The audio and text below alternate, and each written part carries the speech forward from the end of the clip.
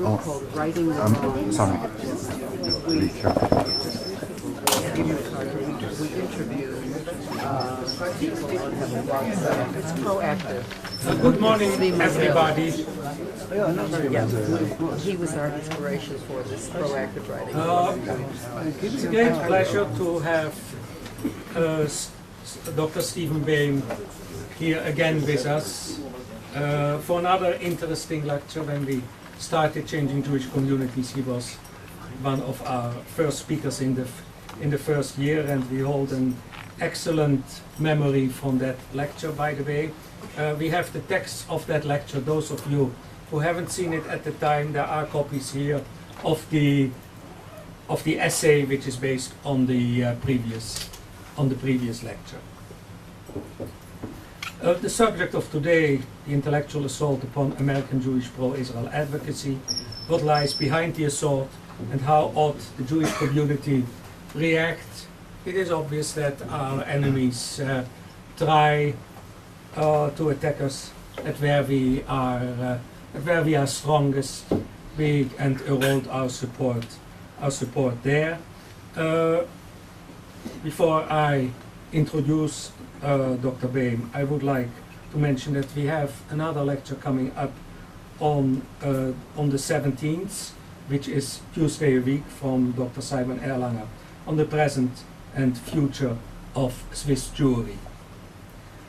Dr. Bayme is the Director of Contemporary Jewish Life Department of the American Jewish Committee and of the Institute on American Jewish-Israeli Relations. He is a visiting Associate Professor of History at the Jewish Theological Seminary, the JTS. He has 3 times been named in the Forward's annual list of the top 50 leaders who make a difference in the United States, and there are many more years to come. And he is the author of a variety of books on American Jewry. Stephen. Thank you, Manfred. It's my pleasure and privilege to join with you this morning. As Manfred mentioned, I was privileged to offer a lecture here, I think about a year and a half ago, and very special privilege to be invited back to return. In the States, we have a special rule: if a guest lecturer has been invited back, that's usually a sign of his success. If he's not invited back, then he has to draw his own conclusions. In this case, it's a very particular privilege to be here at the Jerusalem Center of Public Affairs, founded by a late mentor, a beloved late mentor, Dr. David Elazar, especially to be able to greet Harriet, and to see all of you again, and to share some ideas on what I call the intellectual assault on pro-Israel activity inside the United States.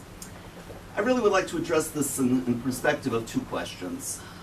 Number one is, what is the intellectual assault itself, which I would suggest has been somewhat distorted into the view that the campus has become a hotbed, a hothouse of anti-Zionism.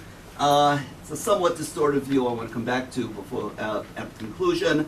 And secondly, what exactly are the implications for Jewish leadership? How has Jewish leadership responded to these intellectual attacks? How should it respond? How do we assess the response? A couple of words, though, by way of introduction, as to what are the bases of pro-Israel support within the United States. In other words, to address it, I would suggest the first question is, on what basis has American public opinion remained pro-Israel over 6 decades? And I would suggest to you there are 4 major pillars of that support, not all of which, again, are American Jews all that comfortable with. The first, and perhaps the one that we often don't feel like talking about, either it's the ayin hara syndrome, or it's the fact, as the late Abba Eben used to put it, the Jews don't enjoy getting good news. But the first is that one cannot underestimate the high esteem that American Jews enjoy within American society. There are many dimensions of this. It can be seen on a variety of different levels, including intellectual life, including the campuses, including public discourse, including, frankly, the intermarriage rate, something which we spoke about last time. But that high position of esteem is something relatively unprecedented in diaspora Jewish history. It certainly represents the uniqueness of the American experience, and it's a phenomenon that has continued for a good number of decades. Jews get a bit skittish in terms of talking about it. Perhaps they're not all that comfortable with the notion. But to give you just one small illustration, I spent the last week touring Israel with a group of American university presidents.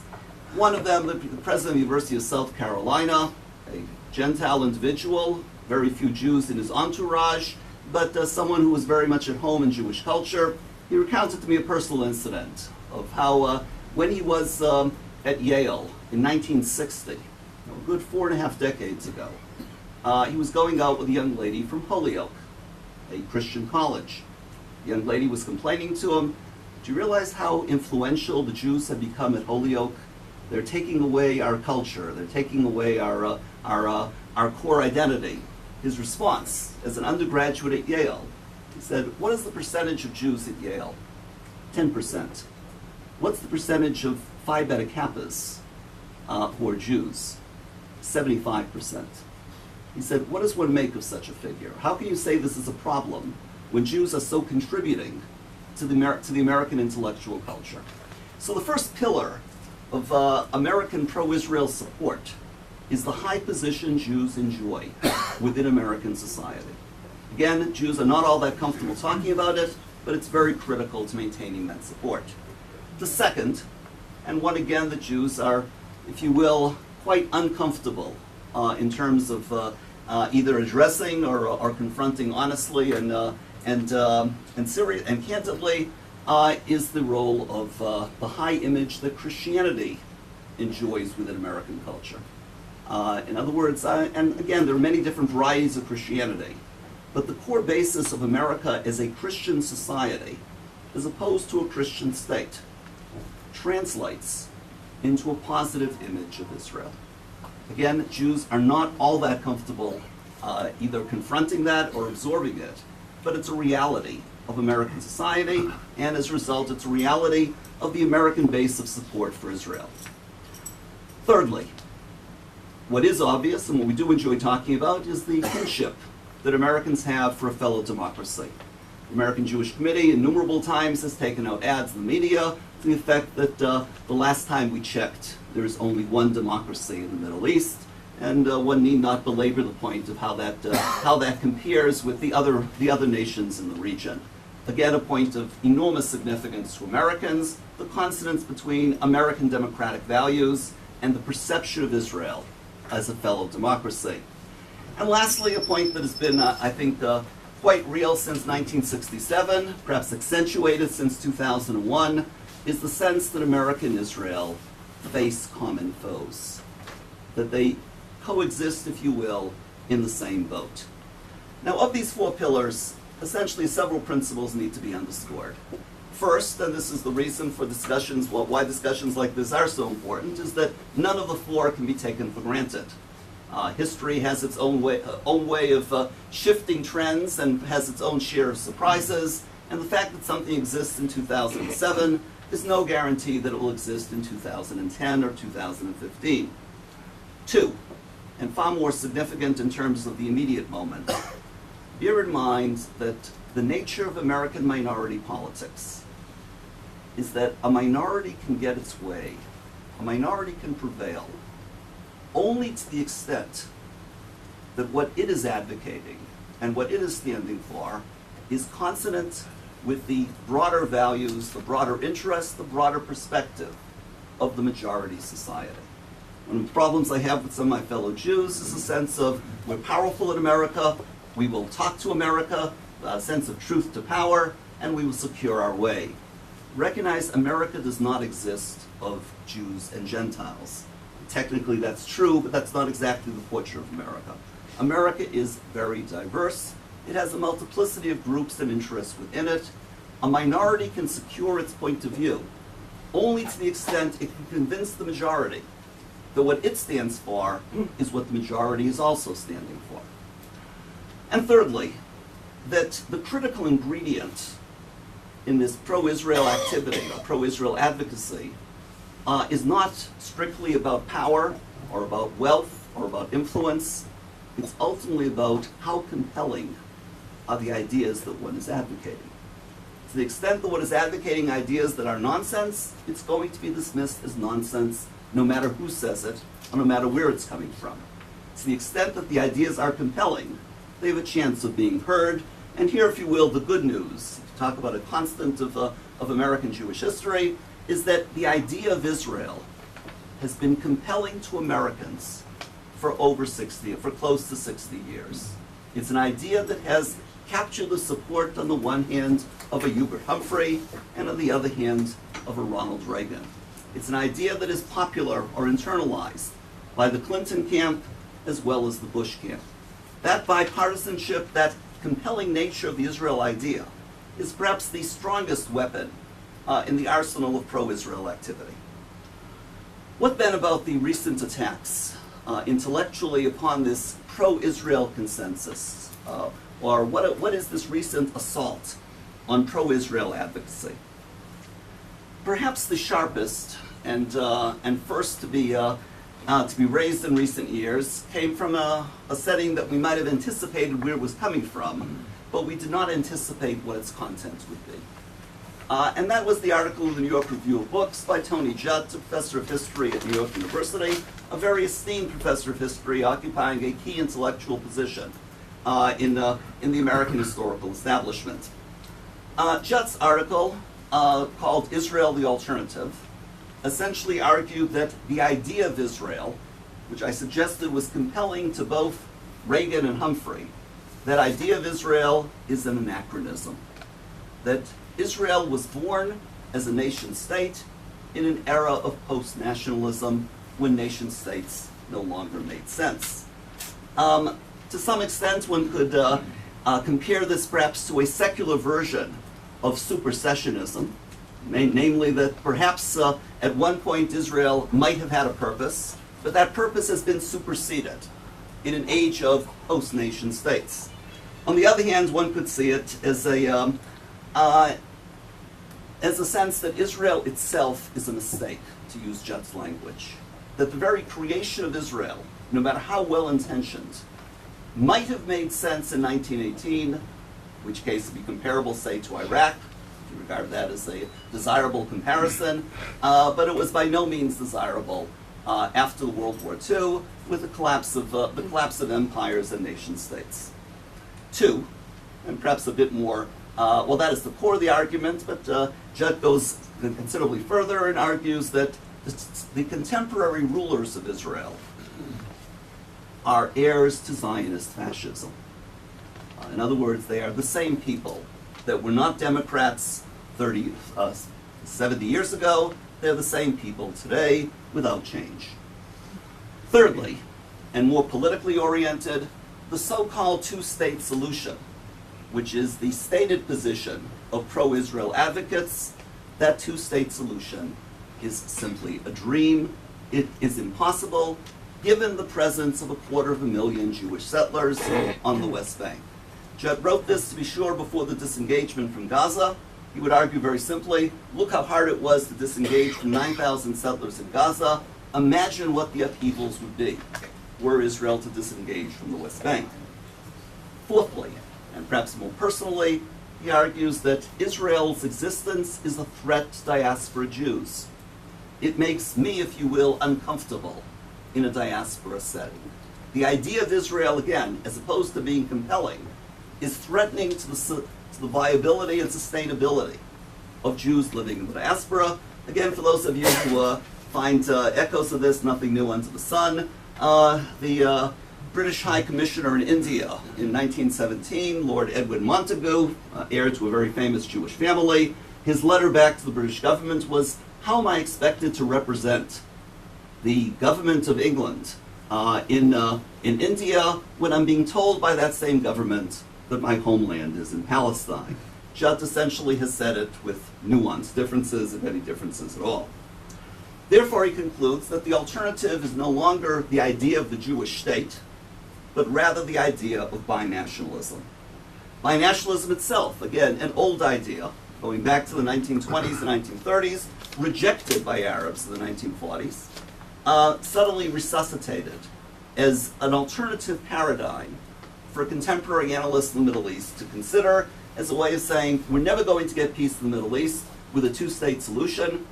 Therefore, the alternative is a one-state solution that would be binational.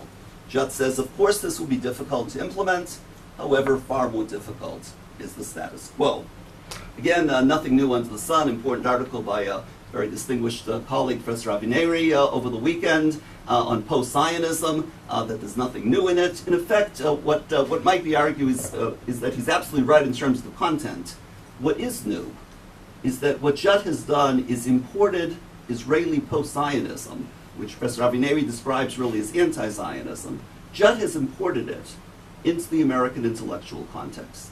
In other words, that's what the significance of the article is that as opposed to upholding the idea of the Jewish state as compelling in American culture, Judd has argued the idea is simply, at best, an anachronism, at worst, a disaster for American Jewry. That is what might be called the critique on the left. It's been around for a good number of years. Again, perhaps not surprising where it came from. What's surprising is perhaps the model that was evolved.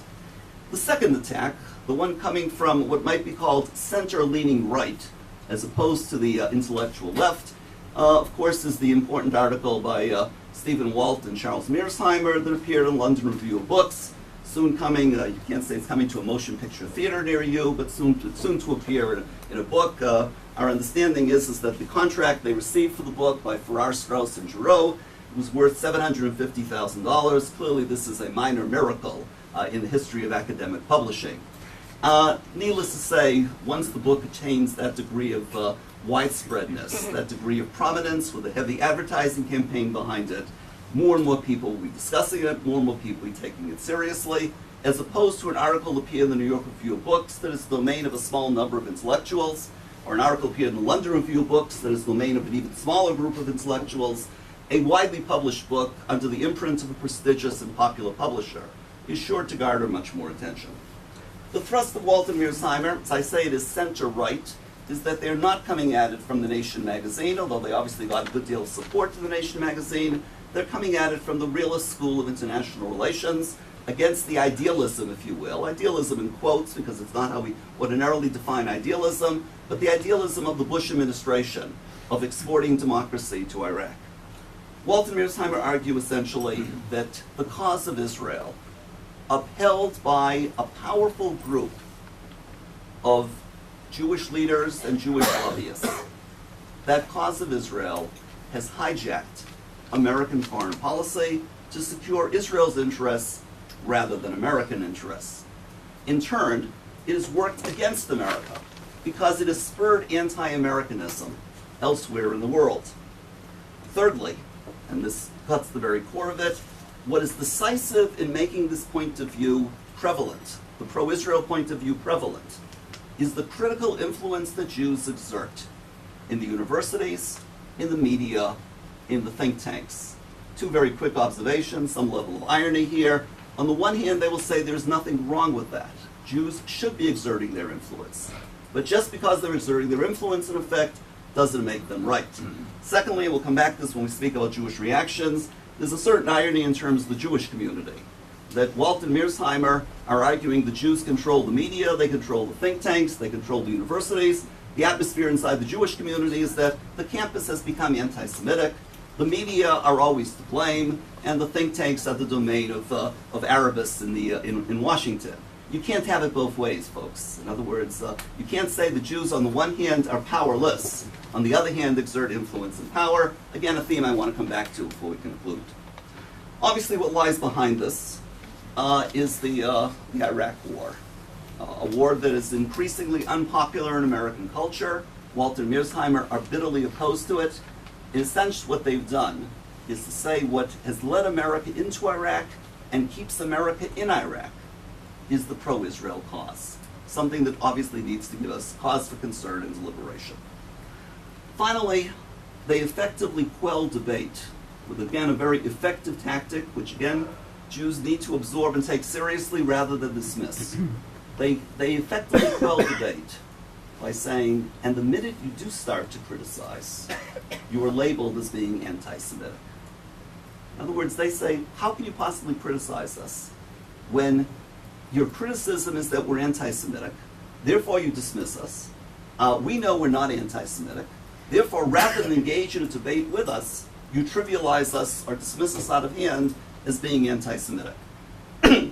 Again, at the risk of considerable level of unpopularity within the Jewish community, I would argue that, number one, I don't know if they're anti-Semitic.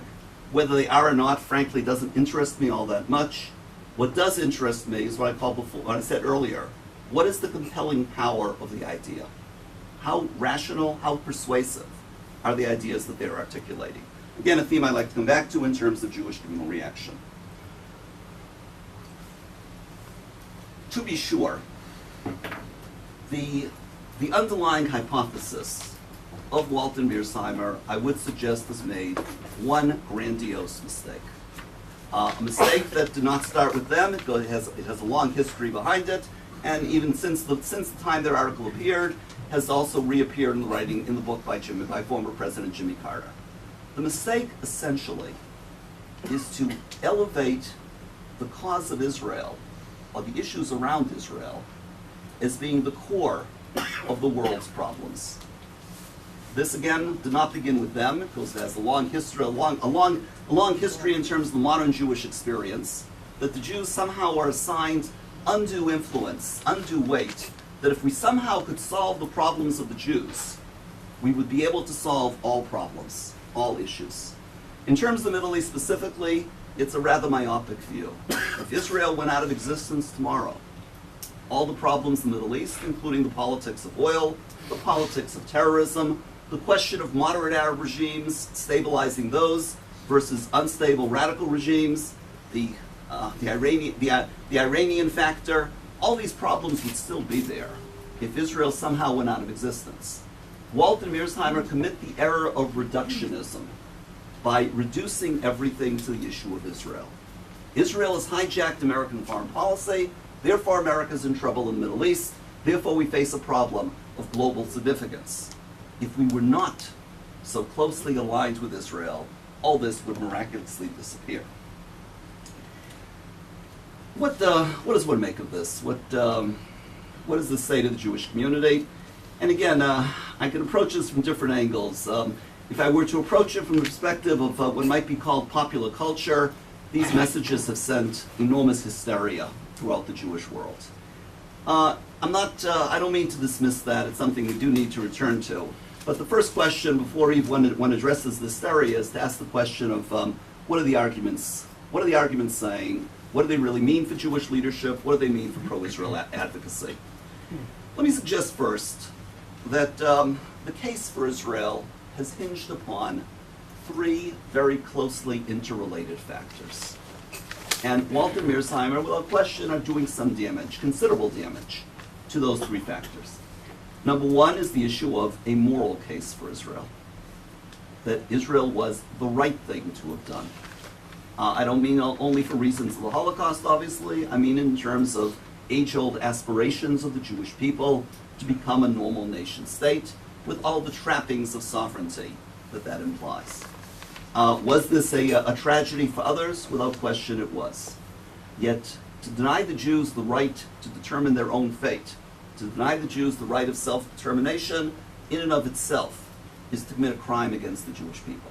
So the issues of morality must be put first and foremost, that there is a moral case for Israel that Walter Mearsheimer, essentially from their realist perspective, essentially have managed to ignore completely. Two, the question of the case for Israel is being aligned with American interests. Walter Mearsheimer are issuing a challenge to that. They're saying that American interests are not with Israel. The challenge to the pro-Israel community is to continue to probe this question of, is the case for Israel, on the one hand, a moral case, on the other hand, a case that is consonant with American interests and values in terms of global foreign policy. And thirdly, without question, what does need to be noted is that the American relationship with Israel is very closely tied to a strong, vital, influential American Jewish community. In that respect, yes, Walter Mearsheimer are attacking the notion of an Israel lobby. Well, that's what minority politics is all about. Were the Jews completely as powerless as they like at times to imagine themselves to be, there would be no special relationship between America and Israel. That's the uniqueness of the American experience. That's what we mean by a strategic triangle between America, Israel, and the American Jewish community. What I find remarkable is a fascinating reference in Josephus.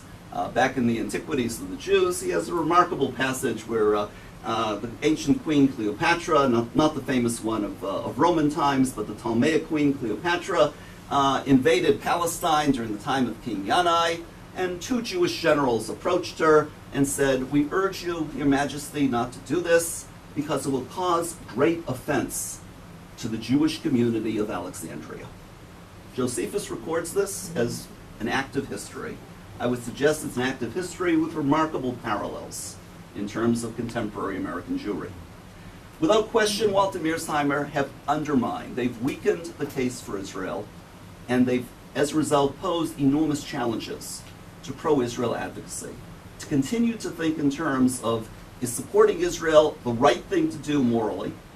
Is it the right thing to do from the perspective of American interests? And is it the right thing to do from the perspective of a vital, strong, influential American Jewish community? It's this last point that causes me considerable difficulty with my American colleagues, my American Jewish colleagues, that the notion of an influential Jewish community is a theme that we prefer, if you will, not to strike within American culture. Aside from being unrealistic, namely, don't pretend the Jews have no power when they do, it's self-defeating. In other words, we may prefer to regard ourselves as powerless, ha'anisha b'petach, the poor man standing at the door. We may prefer that for God knows what reason. But in the political world of minority politics, it is a self-defeating theme to articulate. And this leads me to the second theme, and that is that the Jewish community responded to this article when it first appeared in London Review of Books with two major responses. Number one, we said it was a stupid article. One Jewish communal leader said it would never get a passing grade in high school. As the father of 3 high school graduates, I can safely promise you I've seen a lot worse get much better grades. But this is the way of trivializing the piece. Of course, they made a great many mistakes. I don't mean to apologize for them. But the first response was to say it's a stupid article. Mistakes can be corrected. The article poses serious challenges to where American interests lie. To dismiss it as being stupid may make Jews feel good, but it's not effective in terms of political discourse. The second response, and perhaps the most serious one, is the one I referred to earlier, that the article is anti-Semitic. Now, again, I've suggested I don't know these gentlemen. I don't know how anti-Semitic they are. Perhaps in my naivete, I tend to think it's hard to succeed at Harvard and the University of Chicago when one is literally anti-Semitic, but frankly, I don't know them. I venture to say that without question, the article veers close to the boundary line, if you will, the notion of a trap of Jewish conspiracy. And it's highly unfortunate they use that language, and in that respect, it veers close to some classic anti-Semitic themes. But the bottom line is let's not delude ourselves into thinking that the article can be engaged or refuted or marginalized by claiming it's anti-Semitic. Americans do not regard professors at Harvard and the University of Chicago as being anti-Semitic. If anything, they see a definite irony here. The Jews have always upheld the university as an institution to be embraced. American Jewry has prided itself on its presence in university culture. To think of these gentlemen as anti-Semitic, therefore we can dismiss them.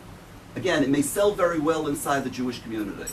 It is hardly a response to serious argumentation. Thirdly, and again I alluded to this earlier, the Jewish community cannot have it both ways.